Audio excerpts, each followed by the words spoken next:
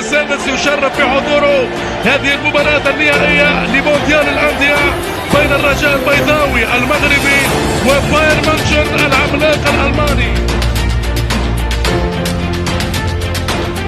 الليلة نعيش ليلة خيال كل الخيال، ليلة الرجاء البيضاوي المغربي صاحب كل الدلال بعد أن أسعد كل الأجيال.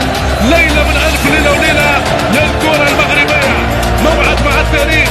رجاء الإبداع أول فريق مغربي عربي يلعب نهائي مونديال الأندية.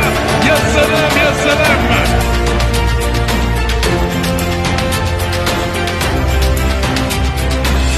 الله من ميكروفوني هذا أناشد كبار نادي الرجاء من مسؤولين وجماهير أن انطلاقا من هذه الليلة بتاريخ 21 ديسمبر 2013 يصبح الاسم الرسمي للرجاء البيضاوي الرجاء المغربي العالمي، ترجمة لهذا الحدث.